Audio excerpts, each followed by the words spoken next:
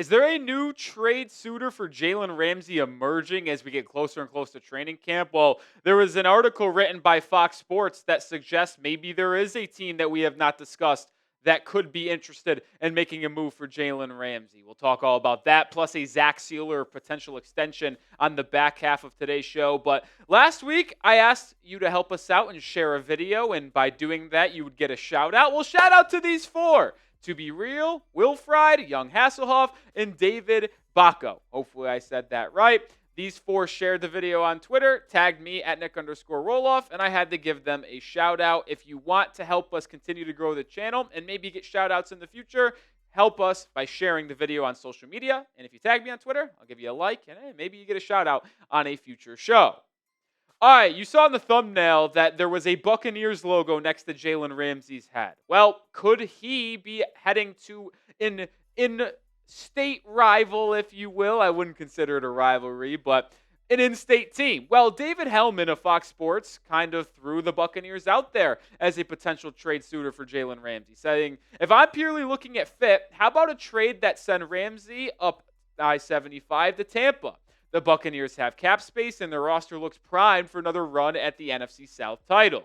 Personally, I don't think they're far off from being a real deal contender to win the entire conference. Yes, Tampa Bay did spend 2 big picks at cornerback during the draft, but wouldn't it be exciting to have a player like Ramsey to mentor them, at least for the 2025 season? Or if they need be, they could easily play Ramsey with Antoine Winfield Jr. at safety. The fun thing about this trade is it would pair Ramsey with one of the league's best defensive minds in the Bucs head coach Todd Bowles. I'll be honest, not that this really matters from Miami's perspective, because if you're just looking at our side of things, we're just hoping to get a relatively good draft pick out of it. When I say relatively, I'm talking 4th round, and just trying to wipe our hands clean and move forward ourselves and create the $9.9 million in cap space to go out and make more additions to this roster, whether it's on the offensive line or on the secondary. But if you do look at it from a Tampa Bay Buccaneers lens, it would make a little bit of sense. They've won that division 2 years in a row now with Baker Mayfield, and they have come up a bit short in the NFL playoffs. But adding a Pro Bowl, All-Pro kind of corner to help lead that secondary, which was bottom 10 in the National Football League a season ago, might ultimately help lead them to more success that is sustainable in the biggest environments. They got torched by Jaden Daniels in the playoffs last season, and they barely got through the NFC South winning that division. Shoring up that secondary would certainly help the Tampa Bay Buccaneers, so I could see a world where they are absolutely interested. I still have these 5 teams as the most likely suitors for Jalen Ramsey. I will rank the Los Angeles Rams number 1, Pittsburgh 2, Green Bay 3, the Chargers 4 because of what Adam Schefter has been saying over the last week or so. And I think Atlanta would still be higher on my list than the Buccaneers. The Falcons looking to chase Tampa down in the division. They already have A.J. Terrell, but they also still start Mike Hughes, which isn't the best for them in that secondary. And Ramsey and Raheem Morris have a pretty good relationship, so I could see them being a team potentially making the move for Jalen Ramsey. The point is, I think Tampa could be an option, but I would not rank them higher than any of these 5 teams that have been consistently linked to Ramsey throughout this entire process. Pin comment on today's show. What you think? Could the Tampa Bay Buccaneers be a Jalen Ramsey suitor?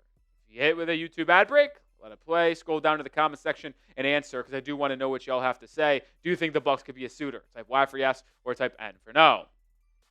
I'll be honest, folks. I don't care who it is. I really don't. As long as it's not a team in the AFC East, which it doesn't sound like the Bills, Patriots, or Jets are interested in Ramsey, so we don't have to worry about that. But as long as it's not being traded inside the division, I just want to get a deal done with Jalen Ramsey and move on. Miami desperately needs to upgrade this secondary because Storm Duck and Cam Smith is not going to cut on the boundary. I don't think Jason Marshall Jr. is ready. You know they're going to sign someone free agency, maybe even make another trade like a Jalen Watson or Greg Newsome, but that's a little bit more unlikely. But you will have more clarity on moves that can be and will be made once you officially clear your books of Jalen Ramsey and know what you are paying him to not be on your football team and know how much cap space you have. So let's get this done sooner rather than later. I know it's going to happen closer to training camp, and then Miami can make another move to that cornerback room. Maybe another move to help free up cap space could ultimately be an extension for what I would argue was the Dolphins' best player last season in Zach Sieler, the defensive lineman. This has been a common kind of conversation to be had amongst Dolphins content creators, media members, and people on Twitter. Zack Sieler still has 2 years left on his contract in 2025 and 2026 because he signed a 3-year, $30 million extension just a year ago. But he has $7.3 and $7.5 million in base salary over the next 2 seasons, but has a cap hit at 12.4 and 11.4 before becoming an unrestricted free agent in 2027. Sieler's been an absolute phenomenal player for the Miami Dolphins, and it's hard not to look at this and be like, well, let's bump his pay up. And you wonder if he ever is going to come to the front office and ask for more money, because if you're just looking at the production that Sieler has had over the past 2 seasons, he is criminally underpaid. Like, it's crazy to say that, but $12 and $11 million in terms of the cap hit Miami has for him over the next 2 seasons is a bit ridiculous for the production he had getting after the quarterback in 2023 and 2024, as well as being one of the best leaders in this locker room and one of the most durable players as well.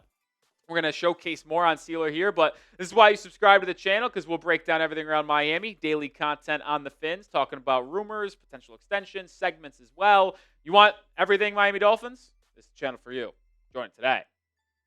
Sieler's just been flat out phenomenal for Miami, and you wondered if he was going to be able to do it outside of Christian Wilkins, because his breakout year came in 2023 when he had 10 sacks, but that was with Christian Wilkins, who absolutely dominated as well, having 8+ sacks. And then he got a massive payday where he is now dealing with a serious foot injury over in Las Vegas. And although his production was a little limited in terms of getting after the quarterback the 2 years prior, he broke ground the scene in 2023.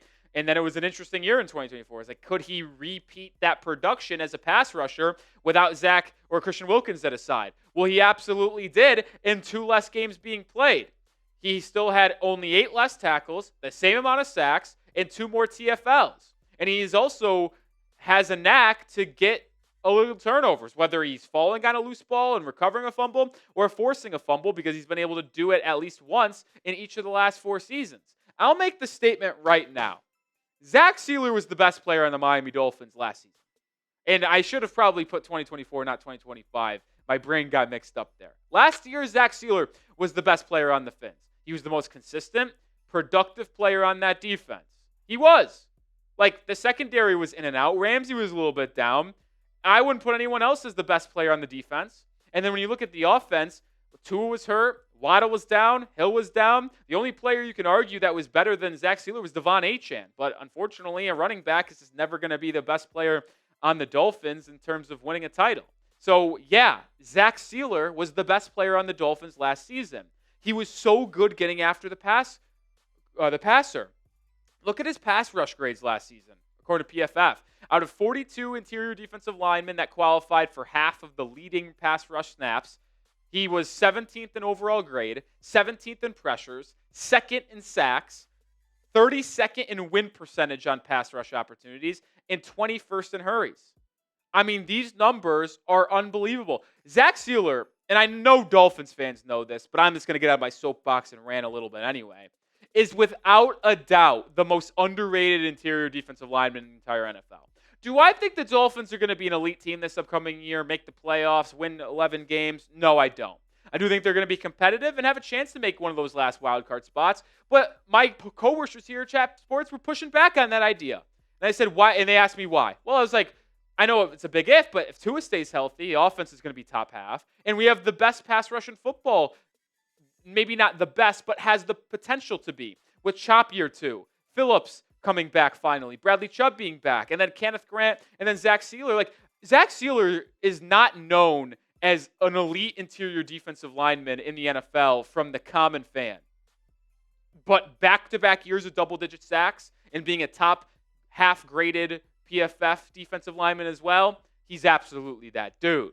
More numbers and what a contract extension may ultimately look like coming up here in a second. But the 4th of July is just around the corner. And if you want to get your Dolphins 4th of July gear before the day so you can wear it on the holiday, order them today with sizes running out. I think smalls and 2Xs are kind of gone already. Chatsports.com/Dolphins4th is the link. It's in the description and comments of today's video. Remember, grab yours today before they run out. The grades and advanced metrics for Zach Sieler in the run stopping department wasn't as good as what they were in the pass rushing. You see here, out of the 80 qualified defensive linemen that played at least 50% of the snaps, he ranked in the bottom half in missed tackle percentage, overall stops, stop percentage. Now, PFF did grade him out at 69.5, which was 13th in the entire defensive lineman group. And you can make the argument maybe he was double teamed more on run plays where the opposing offensive line really said, okay, when we're running the ball, we're going to try to double Zach Sieler and then move to that second level. I'd have to watch more film on that. But looking at the raw numbers, he was not as good as he is in the pass rushing department. But that's also why you drafted Kenneth Grant, right? You drafted Grant to help replace Calais Campbell, pair up with Sieler, let Sieler continue to be dominant in the pass rush department, the double-digit sack guy from the interior is, which, by the way, it's not easy to get double-digit sacks on the interior defensive line. Only a handful of players are able to do that consistently when you look at players like Jalen Carter, you look at players like Chris Jones and other highly paid interior defensive linemen. But he is as good as it gets. Grant could be that really good partner with him to help stop the run, be a wide athletic body, and then Sieler can be there to help clean things up and get after the quarterback. Now, extending Zach Sieler does come with one drawback, and I will be honest here. Zach Sieler is 29 with a birthday in September, so he will be turning 30 during the start of the 2025 campaign, and it is tough to give a big extension to a player at this age. We've talked about this at nauseum this offseason and how Miami extending Jalen Ramsey past the age of 30. Bradley Chubb past the age of 30. Tyreek Hill past the age of 30. And other players have kind of held them back to the point. But the only difference here between Sieler and some of those other guys is that Sieler is a homegrown talent. Ramsey was traded for. Tyreek was traded for. Bradley Chubb was traded for. Teron Armstead was traded for. You traded for them and then extended these players past their age 30. I have a little bit more of a comfortable sense extending your own players past the age of 30 when they've been productive for multiple seasons in your locker room, but also are homegrown talents. So even though, yes, it's a little bit sketchy to extend him past the age of 30 when he's got 2 years left, and then an extension would take him closer to 33, 34, 35 years of age, I am much more compelled to do so because he's been through the thick and thin in this Dolphins organization and been a developmental homegrown guy. So before I show you what an extension may actually look like, in my opinion, make the call. Do you want to extend Zach Sieler? Could help alleviate some cap space now to sign in Asante Samuel Jr. There's multiple benefits to an extension, whether just keeping him happy and locking him in, but also creating more cap space and backloading a deal. Type E if you want to extend, type W if you want to wait closer to when he's a free agent. I would choose to extend him now because it's not going to impact your cap space in a positive or negative way this year. You could choose which way it goes, right? It can help you positively. If you feel like you are confident Sieler's a bitty long term, well, then guess what? Move some of the money now till later in the extension, and then you create more cap space now. If you ultimately aren't going to make that many more moves, you can extend Zach Sieler and front load some of the contract now to up his cap hit this season while you have more cap space, $13 million right now, likely going to be in the 20s after you trade Jalen Ramsey. If you feel good about that, there's multiple ways you can go about it. But I would give him a 2-year, $35 million contract extension, keeping him here for 4 more seasons through the 2028 year. This is what a contract extension may look like. And this is going to likely change. It's hard to really know the financials, right? I can't custom make the negotiations between Zach and Chris Grier. But let's just say the 2 years that are already on the books keep the same. I'm looking at a cap hit of $17.5 million for each of the seasons with an $11 million base in 2027, $10 million in 2028 with maybe more incentives in that final year. The point is this. Keep him here for 4 years. It keeps him through his 34-year age season. Makes a lot of sense to me. You reward your best player and your leader. He is the leader of your defense. He is arguably the leader of your team after Calais Campbell retired, after Teron Armstead retired. The leaders that I am going to look to help mentor and set the culture, it's Tua. I know you might not like him, but your QB has to be a leader. He's been here a long time. He's got to be a leader. Zach Sieler has to be a leader. Those are your top 2 guys. I'd say those guys lead both sides of the football. Obviously, other players are going to step up too, like an Austin Jackson, like a Bradley Chubb, a Jalen Phillips. But I look at those 2 guys the most. And I want to make sure your 2 leaders are happy and paid which is why I would do that extension for Zach Sieler, although his play has shown no decline. And then we already know Tua is paid, and that is what it is. But I would be absolutely fine extending Zach Sieler.